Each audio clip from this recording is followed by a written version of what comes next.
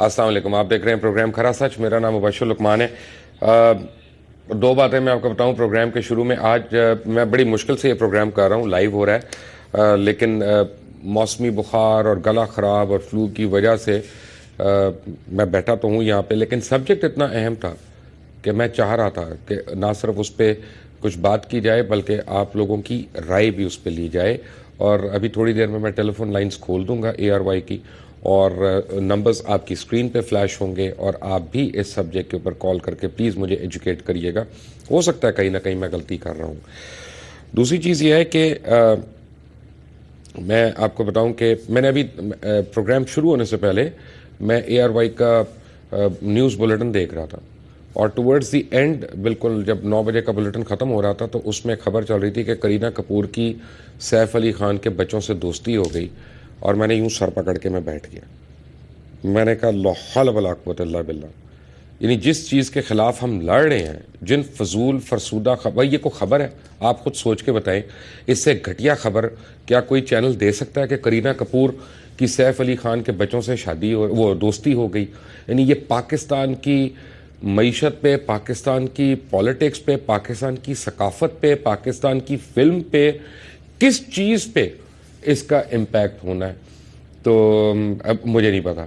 But मैं माजरत खा हूँ, और मैं अपनी मैनेजमेंट से आज बड़ी सीरियसली इस केस को टेकअप करूँगा कि इस तरह की फजूल अब बेहंगम बॉलीवुड की खबरों की कोई गुंजाइश नहीं है, और इसका हम सबको बॉयकॉट करना पड़ेगा, ऐसी फजूल खबरों का।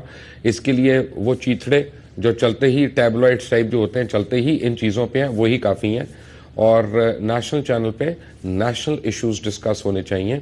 एंटरटेनमेंट में पहले अपनी फिल्म कर लें, अपना थिएटर अपने कवर कर लें, अपना म्यूज़िक कवर कर लें, अपनी सकाफत कवर कर लें, अपना आर्किटेक्चर कवर कर लें, अपने जो आपके फोक आर्टिस्ट्स हैं उनको कवर कर लें, तो फिर बाकियों पे चलते हैं। अगर ये सारे मर गए हैं और हमें सैफ अली खान के बच्चों की करीना कपूर से दोस्ती हमारी नेशनल पॉलिसी पे अहम हो ही रही है, तो फिर उवैस तौहीद हमारे डायरेक्टर न्यूज़ हैं, वो बिल्कुल ठीक करें।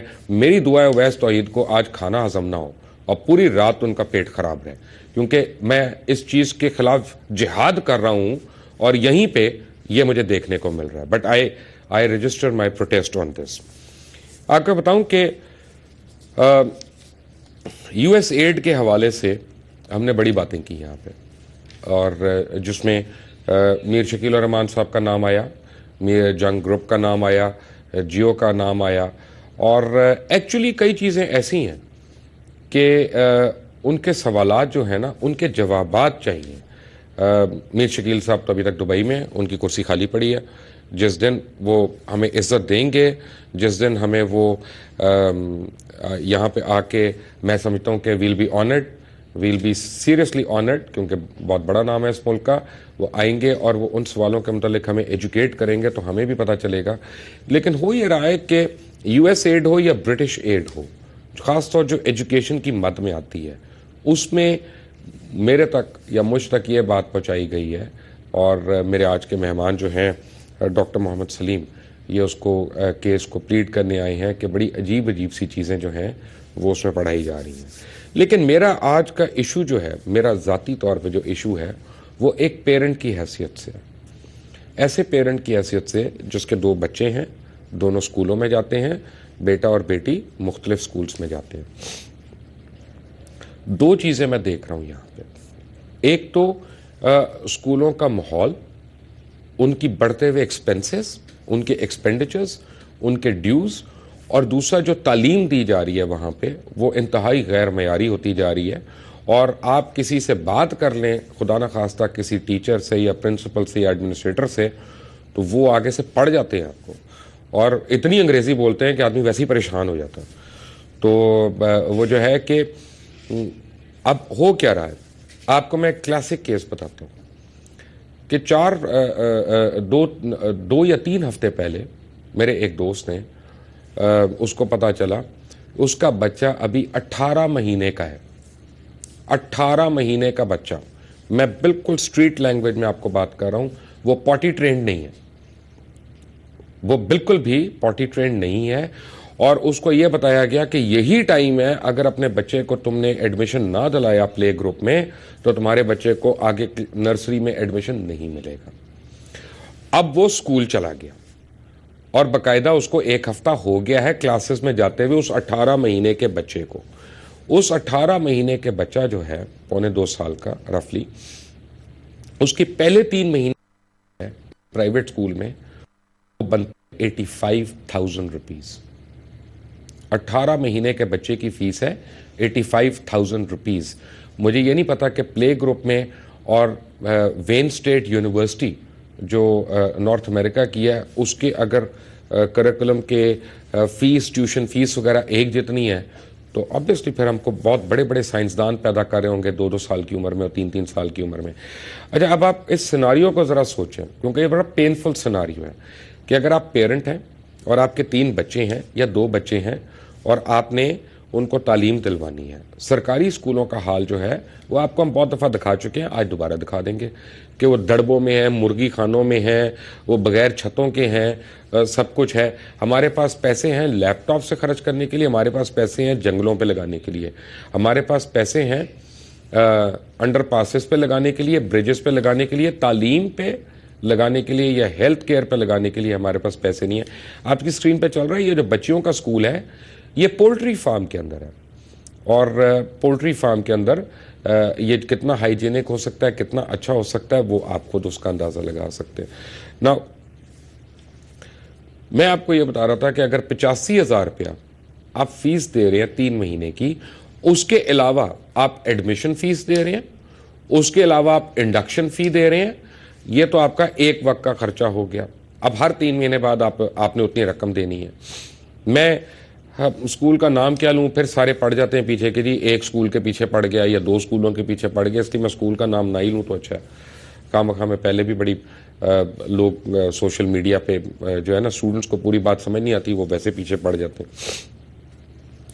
अब जो 18 महीने का बच्चा है वो खुद से तो स्कूल जा नहीं सकता, उसके लिए एक गाड़ी मुख्तस होगी, उस गाड़ी के लिए एक ड्राइवर होगा, या आप खुद चलाएंगे या आप ड्राइवर रखेंगे, और अगर ड्राइवर होगा तो एक मेड भी होगी, आया होगी या कोई होगा या कोई और ऐसा बच्चा नौकर जो उस बच्चे के साथ वहां जाए। आप इतने छोटे बच्चे को अकेला तो एक ड्राइवर के साथ नहीं भेज सकते।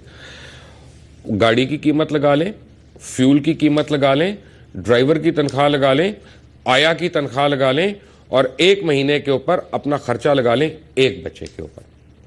नाउ माय क्वेश्चन इज कि अगर 18 महीने के बच्चे के लिए इतना जरूरी है स्कूल जाना, तो फिर हम लेबर रूम्स के अंदर स्कूल क्यों नहीं बना देते अस्पतालों के, कि बच्चा इधर पैदा हुआ और उधर ही हमने उसको नर्सरी में डाल दिया, और वो नर्सरी अस्पताल की नहीं, वो स्कूल की नर्सरी है। और जितना अच्छा हमारा करिकुलम है वो तो माशाल्लाह हमें पता है, हम पता नहीं कितने लाख मोज़ार्ट पैदा कर गए हैं, कितने हजार बेथोवन हमने बना दिए हैं, कितने 100 मॉलियर हमने क्रिएट कर दिए हैं, या हमने को नील साइमन क्रिएट कर लिए अपने सिस्टम से, या हमने साइंसदान कर लिए, हमने पता नहीं नोकिया भी हमने ईजाद किया, सैमसंग भी हमने ईजाद किया, पता नहीं हम कर क्या रहे हैं। और बच्चों के बस्तों का बोझ आप देखते हैं तो वो उस बोझ तले मर जाते हैं। अच्छा, लेकिन अब प्रॉब्लम मेरी एक और है, और मेरी problem as a human being है, और ये मेरा सवाल आज अपने व्यूअर्स से है और जो मेरे गेस्ट मुझे ज्वाइन करेंगे उनसे भी है। जो सलीम साहब ने अपना रोना रोना है वो उससे जरा सा सेपरेट है, कि अगर मेरा बेटा मेरी बेटी स्कूल में जा रहे हैं और मेरे ड्राइवर के बच्चे या मेरी मेड के बच्चे या खानसामा के बच्चे या गार्ड के बच्चे जिन स्कूलों में जा रहे हैं, उन दोनों के सिलेबस में फ़र्क है, ज़मीन आसमान का फ़र्क है। इसका मतलब यह है कि चाहे मेरे बच्चे नलायक हों और उनको दबा दबा के ट्यूशनें पढ़ाई जा रही, बाय द वे मैं ट्यूशन पे नहीं आया, यह प्राइवेट स्कूलों का एक ऑल आर्मी है, दबा दबा के आप उनको ट्यूशन्स भी पढ़ा रहे हों, यानी वो बेसिकली एवरेज बच्चे हुए ना, I mean they are not so smart, या हमारी एजुकेशन सिस्टम में कोई प्रॉब्लम है। और मेरे ड्राइवर के या मेरे खानसामा के बच्चे जो हैं वो बहुत ज़हीन हों, लेकिन वो कभी भी ज़िंदगी में मेरे बच्चे का मुकाबला नहीं कर सकते, क्योंकि दोनों का करिकुलम ही फ़र्क है, दोनों के सिलेबसेस फ़र्क हैं, दोनों एक जो है वो प्ले ग्रुप में जब गया उसने फोनिक्स से पढ़ना शुरू कर दिया, और दूसरा जब नर्सरी में गया तो उन्हें हाथ में सोटी पकड़ी हुई, उन्होंने कहा अले बे पे चल। मैं क्या कहूँ, अब जो पंजाबी में टीचर्स कहते हैं वहाँ पे, मैं कहूँगा तो पैमरा मेरे ऊपर एक और नोटिस भेज देगी। लेकिन स्कूल का हाल आपको मैं दिखा देता हूँ क्या होता है वहाँ पे एक बच्ची को मार पड़ते हुए। मैं आपको वो थोड़ी देर में दिखा देता हूँ, आप रो पड़ेंगे कि किस तरह से उस बच्ची को मार पड़ रही है। अगर आपकी और मेरी बेटी को इस तरह से मार पड़े, हम तो जाकर टीचर के वेरी हो जाएं, हम तो उसको गले से पकड़ लें। और मेरे दो सवाल आते हैं कि मसलन अब ये देखें कि बड़े आराम से नोटिफिकेशंस आती हैं। आज मैं एक स्कूल का नाम जरूर लूंगा, एक स्कूल का नाम मैं इसलिए लूंगा कि वहां मेरा बेटा पढ़ता है, और इसलिए लूंगा कि अगर उस स्कूल के प्रिंसिपल ने रिएक्शन करना है तो वो मेरे बेटे को निकाले, किसी और के बच्चे को ना निकाले, और मुझे उस पर कोई दुख नहीं होगा। तो एचएसएन कॉलेज लाहौर जो है, इसमें बहुत सी खामियां और इसमें बहुत ही इश्यूज हैं। लेकिन आपको मैं एक बताता हूं कि एक लेटर आया बड़ा सिंपल, और वो कहता है the board of governors of the college have decided that the fees of the college students will be increased as follows. Class 1 से लेके 5 तक 23,700 per month, 23,700 per month.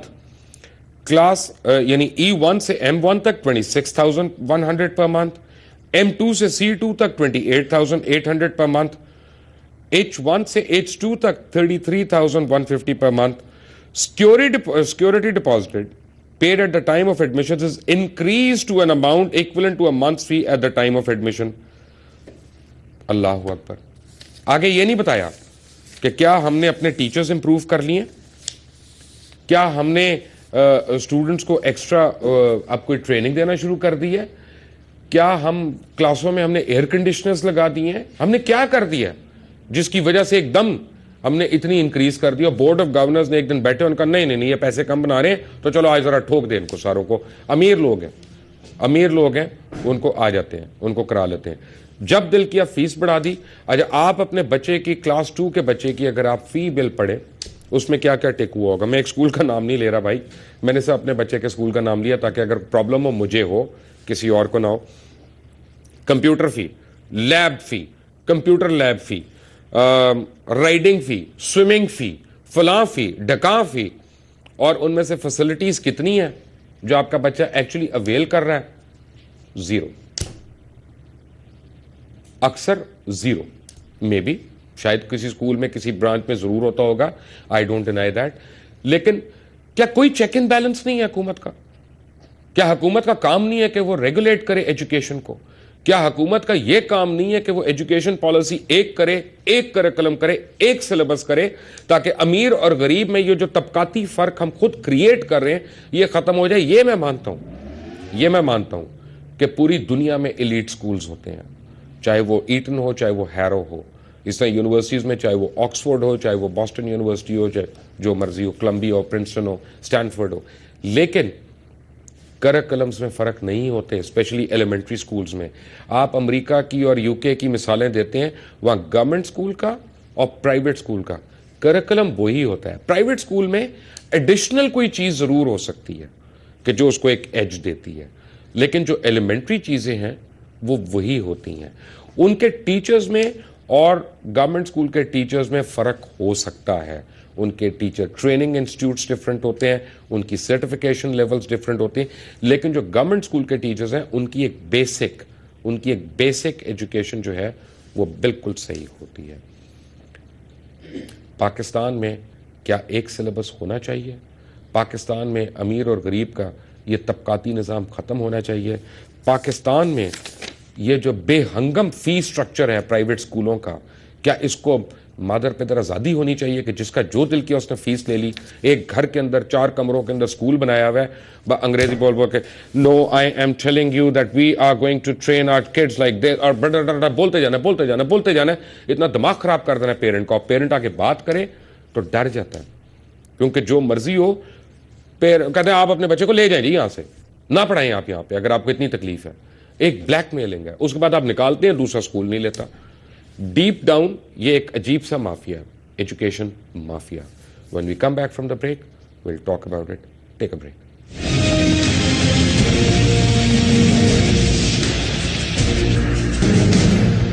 Welcome back. मैं आपको बताऊं कि पाकिस्तान में तालीमी शोबे को इस कदर नज़रअंदाज किया गया, इस कदर नज़रअंदाज किया गया कि आप अपने बच्चे को जब क्लास 1 से लेके ओ लेवल्स या ए लेवल्स करके निकलता है तो पता नहीं कितने लाख आपने पे कर दिया होता है एक टॉप प्राइवेट स्कूल में। लेकिन क्या आप में से किसी ने यह ख्वाहिश का इजहार किया है कि आपके बच्चा स्कूल टीचर बने या कॉलेज में प्रोफेसर लगे? नो, बिकॉज टीचर्स का हाल यह है कि जो 10,000 से लेके 18,000 रुपए तक आ सकते हैं, जिसको समर वेकेशन और विंटर वेकेशन उसको तनख्वाह नहीं मिलनी, बच्चों से फीस पूरी लेनी है। यानी ये इतना बिजनेस खौफनाक बिजनेस है क्योंकि अनरेगुलेटेड है। अगर एक एवरेज पाकिस्तान का लॉ है कि 30 करोड़ से ज्यादा सालाना बैलेंस शीट मेंटेन करने वाली कंपनी जो है उसको पब्लिक लिमिटेड होना पड़ता है, उसको शेयर्स अपने फ्लोट करने पड़ते हैं। लेकिन हमारे ऐसे भी स्कूल हैं जो 10 से 12 अरब रुपए का टर्नओवर करने के बावजूद प्राइवेट लिमिटेड उस पर चल रहे हैं। ये क्यों हो रहा है? ये तो गवर्नमेंट बता सकती है, वो स्कूल बता सकते हैं। और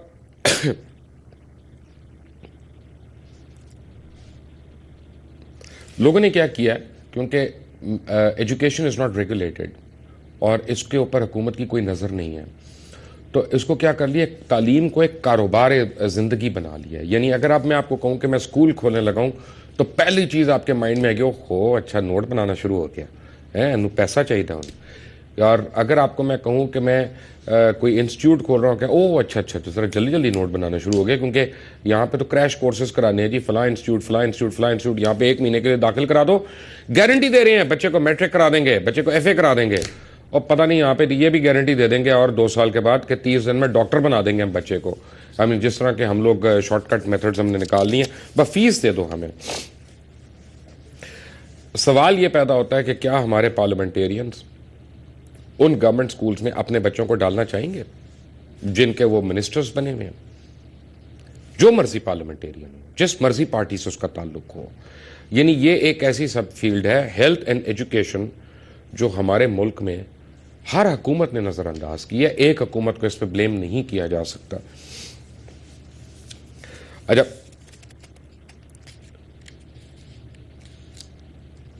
मैं इस पे आता हूं, मैं कॉल्स भी लूंगा आपकी, लेकिन मेरे साथ इस वक्त बैरिस्टर फवाद चौधरी लाइन पे हैं। फवाद चौधरी साहब अस्सलाम वालेकुम। जी अस्सलाम वालेकुम। फवाद चौधरी साहब, मेरा क्वेश्चन बड़ा सिंपल है, 2 क्वेश्चन हैं एक्चुअली। क्या मेरे बच्चे की तालीम सिलेबस और मेरे ड्राइवर के बच्चों का सिलेबस एक नहीं होना चाहिए, ये डिस्पैरिटी क्यों हो? और 2, कि क्या कोई रेगुलेशन नहीं है हुकूमत को, क्या बिल्कुल ही खत्म हो चुकी है कि प्राइवेट स्कूलों से इतना डरती है कि कहीं इन्होंने रिवोल्ट कर दिया तो वो तो एजुकेशन प्रोवाइड ही नहीं कर सकते? क्या हो रहा है यहाँ पे? मुबशर साहब, आपने बड़े डिटेल से सारी इश्यूज जो है वो उन पे इतना ज्यादा जो है वो सही तौर पे पॉइंट आउट कर दिया है, जो आपने बिल्कुल सही बात की है। फ्रैंकली मैं एजुकेशनिस्ट तो नहीं हूँ, और लेकिन जो आपने मिसालें दी हैं, इशू यही है कि 12 साल तक की जो तालीम है उस पर पूरी दुनिया में एम्फेसिस किया जाता है कि उसका तालीमी निज़ाम और सिलेबस, जैसे आपने बिल्कुल सही कहा, एडिशनल चीजें तो उसमें हो सकती हैं, लेकिन जो बुनियादी चीजें वो एक ही होती हैं। हमारे ये जो सबसे बड़ा प्रॉब्लम आता है कि हमारे यहाँ जो प्राइवेट स्कूल्स में सिलेबस और जो सरकारी स्कूलों में सिलेबस बिल्कुल मुख्तलिफ है। और जैसे ना आपने बात की है, देखिए पिछले साल पूरे पंजाब में तकरीबन 10 करोड़ के लगभग की आबादी का सूबा है, उसमें एजुकेशन के ऊपर 32 अरब रुपए, 32 से 37 अरब रुपए जो है वो खर्चे गए हैं।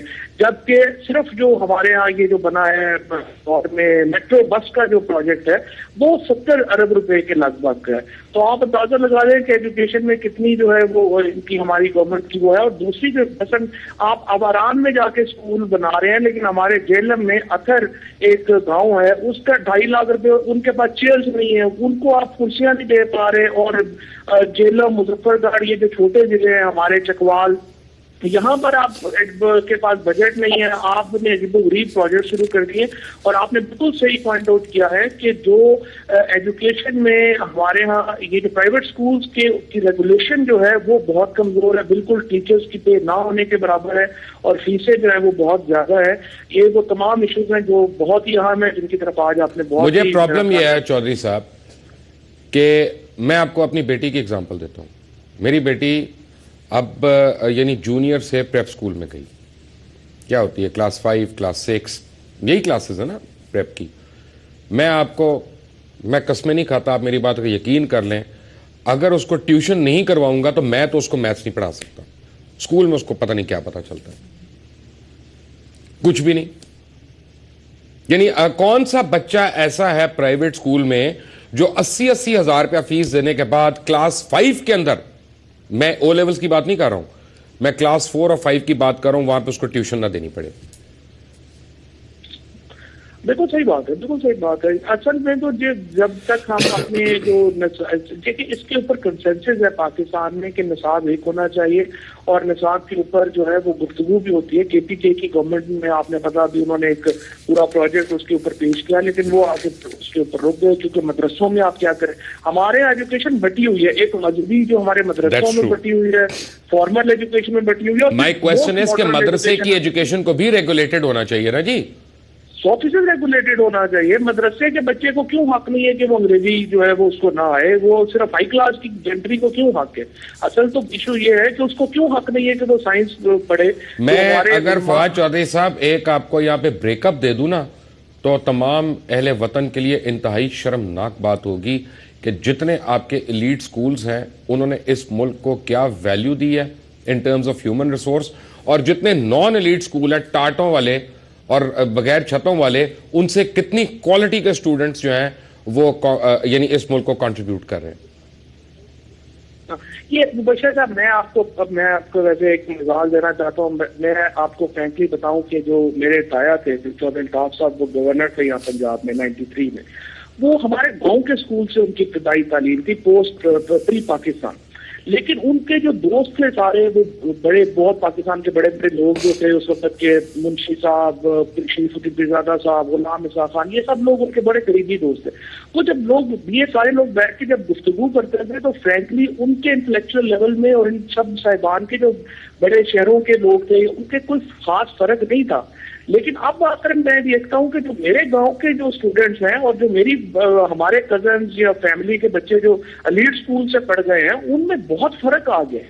और ये पाकिस्तान में जो हमारी डिवीजन है सोसाइटी को और बढ़ा रहा है। और उसमें तो इसका मतलब ये है कि एक सिलेबस होना चाहिए पूरे मुल्क में, बिल्कुल एक बुनियादी, और प्राइवेट स्कूलों के ऊपर कोई ना कोई बॉडी होनी चाहिए जो रेगुलेट करे कि यार फी का in return for value for money क्या दे रहे हो। नहीं, बॉडी तो एजुकेशन मिनिस्ट्री के तहत आती है ना। तमाम जो प्राइवेट स्कूल हैं वो रजिस्टर्ड होते हैं। मसला इन्फोर्समेंट का, इन्फोर्समेंट करते नहीं है। ये जो सारे हमारे जो प्राइवेट स्कूल्स के ऊपर इन्होंने बुनियादी तौर के ऊपर, सरकारी स्कूल बहुत पीछे रह गए हैं। क्योंकि आप देखें ना, राना मशहूद जहाँ चीफ अपना एजुकेशन मिनिस्टर हो और उधर चला रहे हो दूसरी पूरे इतना बड़ा बजट, तो चले राना मशहूद की बात नहीं है, बात यह है कि राना मशहूद तो अभी है ना, और वैसे वो कोई इतने यानी वो काफी अच्छे आदमी है। फर्क यह है कि आपकी कौन सी हुकूमत ने, कौन से एजुकेशन मिनिस्टर ने काम किया है, स्वाय एक के इमरान मसूद के अलावा आपके किस एजुकेशन मिनिस्टर ने इस मुल्क में काम किया। एक ब्रेक के बाद आएंगे तो आपको इस पर और स्टार्टलिंग चीजें बताऊंगा। Take a break.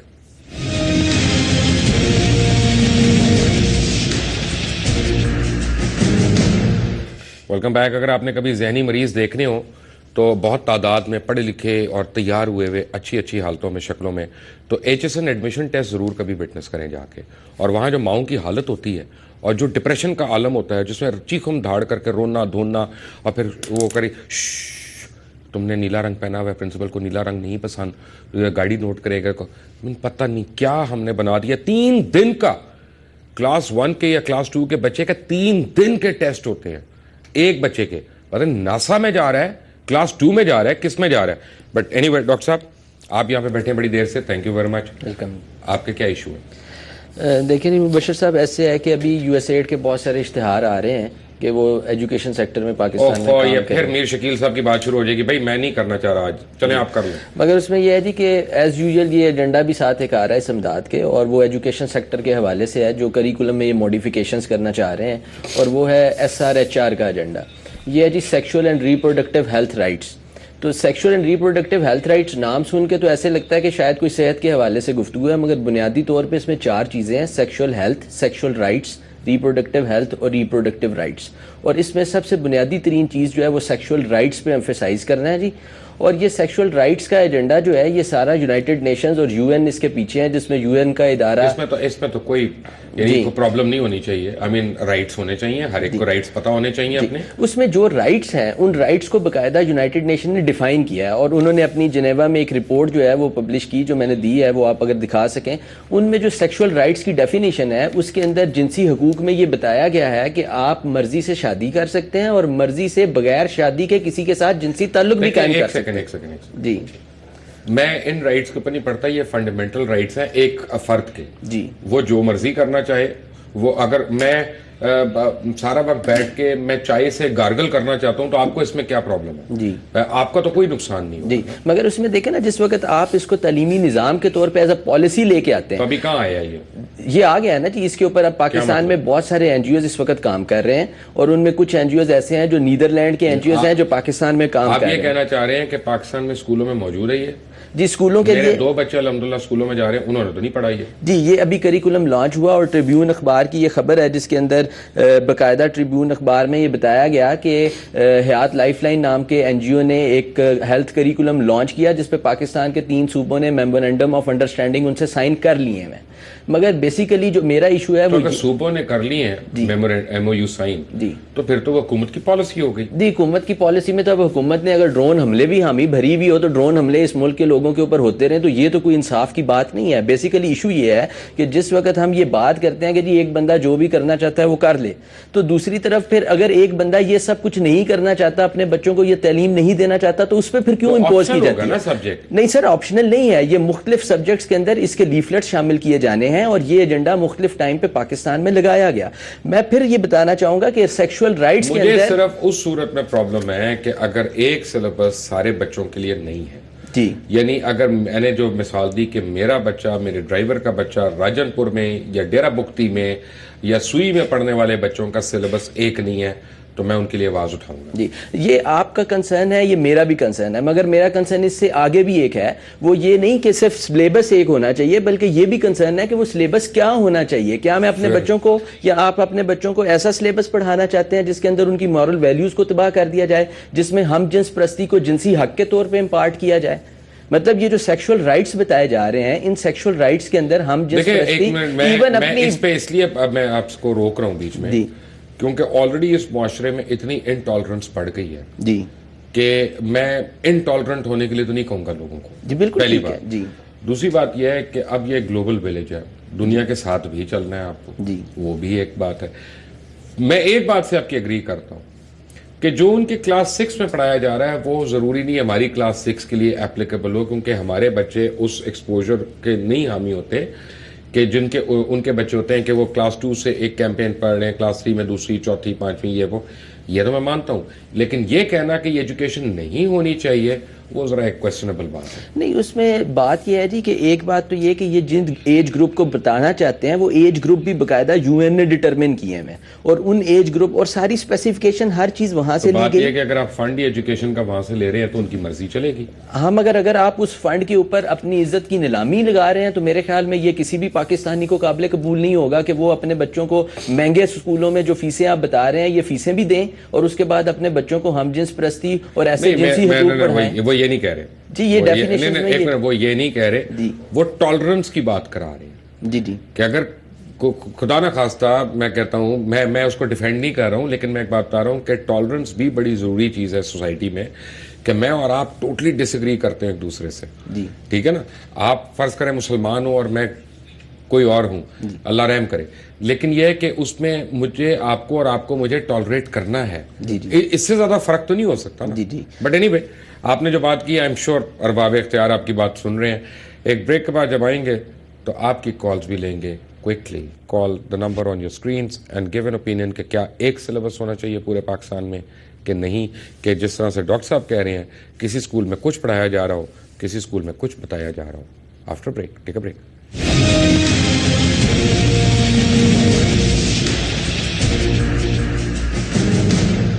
Welcome back from the break. England से पहले कॉलर है रहमान साहब। जी भाईजान, अस्सलाम वालेकुम। वालेकुम अस्सलाम। मुबशिर साहब कैसे हैं आप? मैं अल्लाह का शुक्र, अल्हम्दुलिल्लाह। मुबशिर साहब, थोड़ी सी आपसे एक शिकायत है। हुक्म। पहली शिकायत ये कि जब भी आप माशाल्लाह प्रोग्राम करते हैं, जो मेन इश्यूज होते हैं उसमें आप हमारी लाइव कॉल नहीं लेते हैं। जैसे अभी आपने मीर खलील रहमान के साथ प्रोग्राम किए, इसके अलावा आपने 2-4 प्रोग्राम पहले किए जिसमें आपने लाइव कॉल हमारी नहीं ली। हम यहाँ पे बाहर बैठ के हमारा दिल खून के आंसू रो रहा होता है, हम ये सब चीजें देखते हैं कि हमने पहले 1947 से पहले हम दूसरे लोगों के गुलाम थे और अब हम दूसरे लोगों के गुलाम हो गए हैं।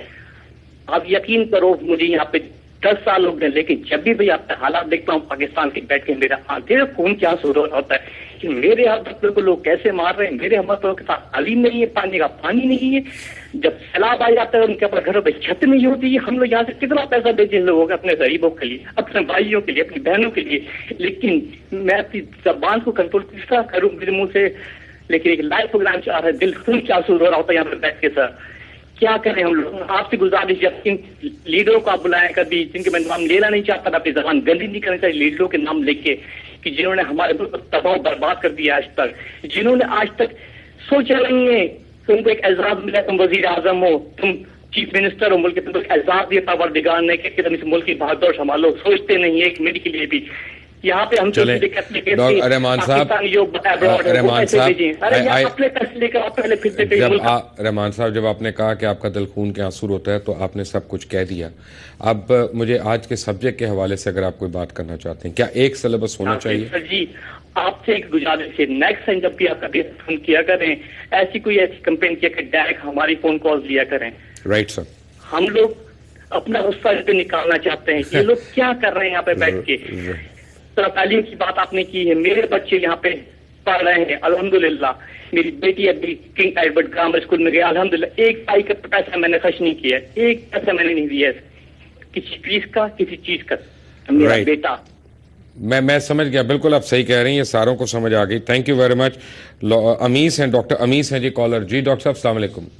वालेकुम सलाम सर जनाब। अमीर साहब की कॉल कट गई है। रावलपिंडी से समीना बीबी हैं। जी अस्सलाम वालेकुम। जी जी अस्सलाम वालेकुम जी। अस्सलाम वालेकुम समीना। ये मुबश्शिर लुकमान साहब, मैं आपसे, आपने बहुत ही सेंसिटिव इशू उठाया है। मैं आपसे सिर्फ ये कहना चाहूंगी कि ये इनसे आप ये पूछिए कि इतनी फीसी और इतना पैसा दे के क्या हम अपने बच्चों के इखलाक बुलंद करवा रहे हैं, या हम अपने मुल्क के लिए अपने बच्चों, अपनी जो हमारी नस्ल है उनको क्या बनाना चाह रहे हैं, हम क्या बना रहे हैं अपनी नस्लों को। इतना पैसा दे के ऐसी एजुकेशन इतना पैसा दे के आप सिर्फ एक काम कर रही हैं बहन कि आप अपने बच्चे को प्राइवेट ट्यूशनें भी पढ़ाएंगी और एक सब्जेक्ट का 10-10 हज़ार रुपया देंगी। क्लास 5 से क्लास 6 से 10 हज़ार रुपया पर सब्जेक्ट आप ट्यूशन देंगी, वरना आपका बच्चा पास नहीं होगा। नहीं तो जब ऐसा हमारी ये एजुकेशन मिनिस्टर, वो क्या ये नहीं चेक कर रहे एजुकेशन मिनिस्टर की ये हम क्या कर रहे हैं, हमारे मुल्क में क्या हो रहा है, हमारे मुल्क में दूसरों के सिलेबस लगाया जा रहा है। एजुकेशन मिनिस्टर की डिग्री से चेक कर लें। नहीं तो फिर तो ये इतना बड़ा इशू है, हमारी नस्लें हम किसके लिए तैयार कर रहे हैं, क्या हम इसके जवाब दे नहीं, या हमारी कौम इसके जवाब दे नहीं है, तो नेक्स्ट हमारा मुस्तकबिल क्या होगा। जो इतनी कुर्बानियों से हासिल किया वो हमारा मुल्क है, उसकी बर्बादी के लिए हम पैसा पे करके उसको बर्बाद करें। Right, thank you Samina, thank you for your call. मैं देखता हूँ अगला कॉलर कौन है हमारे साथ। मीनवाइल मैं आपको एक बात बताऊं कि ये प्राइवेट एजुकेशन के ऊपर जो बात हो रही है ना, और सेम सिलेबस के ऊपर, ये आज के प्रोग्राम पे ख़त्म नहीं होगी। ये मेरा आपसे वादा है। प्राइवेट एजुकेशन को मैं बहुत क्लोजली मॉनिटर कर रहा हूँ, बहुत क्लोजली मैं उसको वॉच कर रहा हूँ, और खरा सच की पूरी टीम जो है ना वो इसके ऊपर एक आपके लिए सीरीज ऑफ प्रोग्राम जो है वो प्रिपेयर करने की तैयारियां कर रही है। नासिर है लाहौर से। जी नासिर अस्सलाम वालेकुम। हेलो, आपको मेरी आवाज? जी उनकी लाइन नहीं है। एक और कॉलर है। जी अस्सलाम वालेकुम कॉलर। जी वालेकुम सलाम जी, मुबश्शिर लुकमान साहब अस्सलाम वालेकुम। वालेकुम सलाम। मैंने आपसे कोई तरीका हो सकता है, मैंने कोई बात करनी है आपसे 2 मिनट के लिए, आप जब ऑफलाइन हो, क्योंकि मैं काफी अरसे से आपका नंबर ढूंढ रहा हूँ, मुझे मिलता नहीं है। मुझे नंबर चाहिए, कोई इशू है जो हमें यहाँ पे ट्रबल हो रही है, हमारे जो प्राइम मिनिस्टर और ये जो लोग बड़े बड़े बैठे हुए हैं, आप कहाँ से कॉल कर रहे हैं? परेशान हो रहे हैं। आप कहाँ से कॉल कर रहे हैं? इंग्लैंड से। इंग्लैंड से, राइट। मैं आपको बता देता हूं, thank you very much. England में ARY के चीफ ऑपरेटिंग ऑफिसर हैं फैयाज गफूर साहब। आप ARY के नंबर पे कॉल कर लें, फैयाज गफूर को कम्युनिकेट कर दें, वो फौरी तौर पे आपकी जो भी कंप्लेंट है उसको हम तक पहुंचा देंगे। बल्कि ना सिर्फ हम तक पहुंचाएंगे, दीगर जितने टॉक शो होस्ट्स हैं ARY के ऊपर उन सबको भी पहुंचा देंगे ताकि उसको हम एड्रेस कर सकें। बट चलते चलते मैं आपको एक बात बताऊं कि हमारा अलमिया ये है एजुकेशन का कि मैट्रिक में बायोलॉजी पढ़ते हैं क्योंकि माँ ने बच्चे को डॉक्टर बनाना है, अब उसमें नंबर कम आ गए। FA में आके इकोनॉमिक्स, स्टैट्स, मैथ्स पढ़ लेते हैं, फिर पता चला इकोनॉमिक्स तो